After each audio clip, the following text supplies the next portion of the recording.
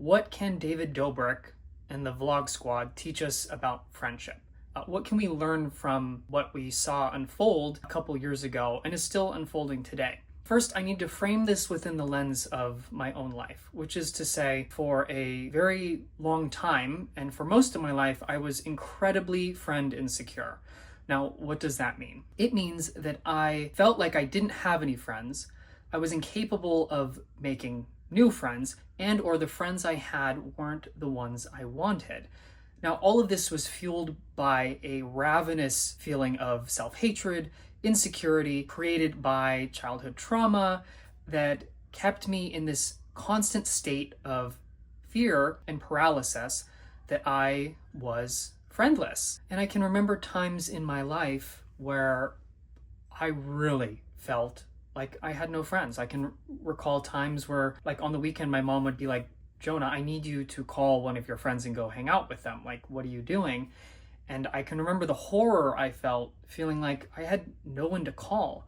At other times, I remember before the first day of school, like in middle school, I would go through the yearbook from the previous year and I would like underline every single person I thought was my friend so that I felt like I could go into class, into school, not feeling so alone or like I didn't have any friends. So all of that is to say, when I started watching David Dobrik and the Vlog Squad, it was sort of like I had this pseudo friend group. Every time I watched their videos where they were doing these incredible stunts, hanging with celebrities, giving away Teslas, interacting with that kind of camaraderie and love that you see in good friend groups, I was inspired and I felt better about my own situation because I could sort of live vicariously through the lives of these people. And I think it was mesmerizing. Like at their peak, they had it all. I mean, they were sort of like the epitome of a perfect friend group. And I was enthralled. I can remember in college, I would stop what I was doing. Like if I had a test the next day or if I had homework, like if David Dobrik uploaded a video, I was stopped dead in my tracks and I would watch it. And I was filled with this sort of elation and this like fantastical fantasy that I was somehow a part of the fun and that it wasn't just entertainment, but was sort of aspirational, that maybe one day I too could have a friend group like that. Of course, everything changed and it all came crumbling down. This perfect facade, this YouTube veneer came crumbling down a couple years ago when Jeff had that accident. Now, there's tons of videos online about Jeff's accident, and I'm not gonna like recount that really because there's a lot better deep dives about that whole situation. But basically what you need to know is that there was this like crane excavator thing that David was operating by a lake and Jeff got on it. The idea was you were swinging people around, yeehaw, you know, that's fun. Apparently David abruptly stopped the machine and Jeff swung directly into it and he suffered severe injuries. He nearly lost his eye, he had skull fractures, he had torn ligaments, and it was this super brutal, I can't imagine how painful series of injuries that didn't only just fracture Jeff's body, it fractured that whole friend group. And this is what I find so interesting. You'd think that someone like David, whose whole zeitgeist, the whole world he built, was on the premise that his friend group was the friend group and that they were true friends. So you would think that if one of them got hurt, badly injured, especially in service of David's YouTube channel and perpetuation of his perfect friend group and to continue this sort of business operation, you'd hope that this whole thing wasn't just a fantasy, that it was rooted in reality and that David would show up for his friends when they needed him most. But that's not what happened. In the subsequent weeks and months, we had to learn from Jeff that basically he felt abandoned by David and that David wasn't there to support him and to help him through this egregious accident that David himself caused. And this is what's so wild to me, because if I hurt someone in the style that David did, or a lot less, there would be two fundamental things I would personally want to do for my friend. One is I would want to emotionally support them.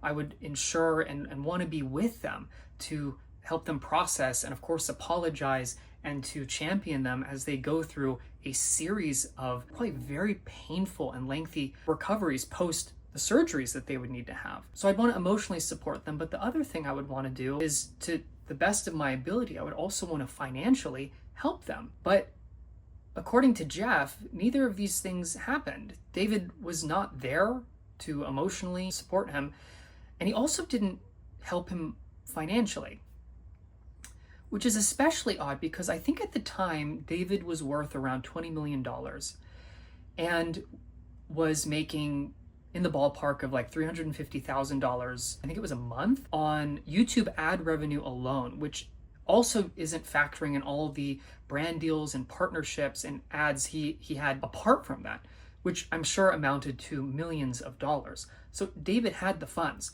Based on some really rough calculations I was doing, and the fact that Jeff has been open about needing these 9 surgeries to help all of these parts of his body that were severely damaged, the cost of these surgeries seems to be in the ballpark of around $500,000 to $1 million.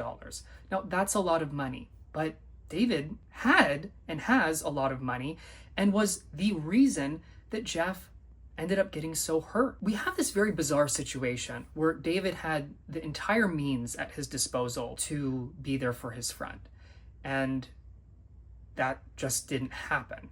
And I believe Jeff is now suing, or has sued David for like $10 million, and has permanent injuries from this whole ordeal. So where does that land us?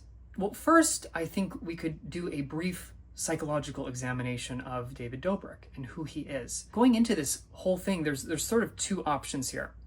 One is that David couldn't help Jeff, and the other option is that David was unwilling to help Jeff. And this is where we enter very speculative territory. And at the end of the day, only David Dobrik knows why he was unable to be there for his friend. It could be that he is the son of immigrants. He came here at 6 years old from Slovakia, perhaps that sort of Eastern European culture in Slovakia and the influence of communism and the wars and everything they've gone through in that country. Perhaps that means that they're not the most emotionally available people. I have no idea. Maybe it has something to do with David Dobrik's DACA status. Maybe he thought that if he was too heavily implicated in Jeff's injuries in this accident, it could somehow harm his ability to live in the United States. Maybe it is that he has said that he felt very much othered while growing up here in the United States. There were people that couldn't speak his language. They didn't understand him. He felt very different.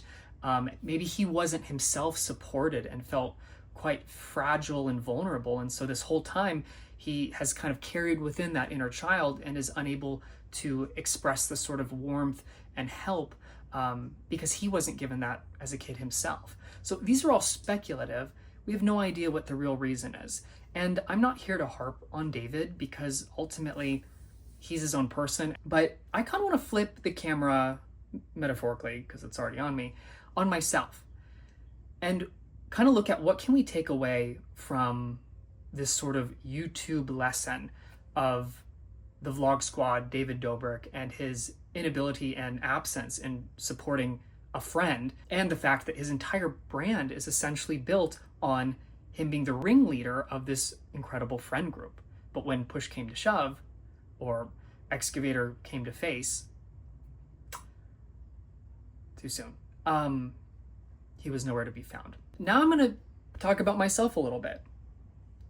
I have been a shitty friend.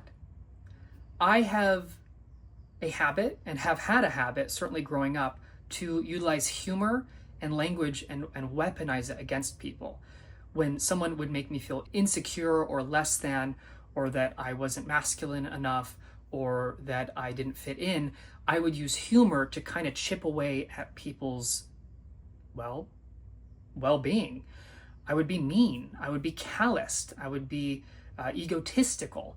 And I'd say jokes that weren't funny, or that were just funny enough to be passable, but were ultimately like not cool for the person on the receiving end. I've had to apologize a lot to people. I used to hear a lot that people would say, Jonah, you come off as really nice, but you're actually quite mean. I've received text messages from people that word got back to them about what I was saying. I used to gossip a ton, and it made me feel horrible. But but in the moment it felt electric. I've not shown up for people when they've shown up for me countlessly. I have been selfish. I have been a bad friend.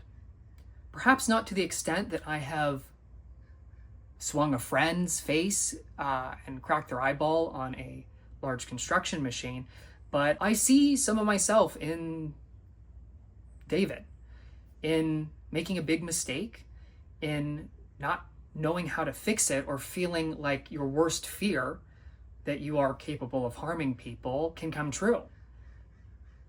And not being able to find it within yourself to authentically apologize and take the corrective steps to make it better. Hey, don't I sound great? But yeah, I just wanted to turn it on myself. I think I've come a long way in that, but there's these tendencies where I too want to abandon friends, where I want to flippantly say, oh, well, fuck them. Like, I can't do it. I can't be what that person's asking of me.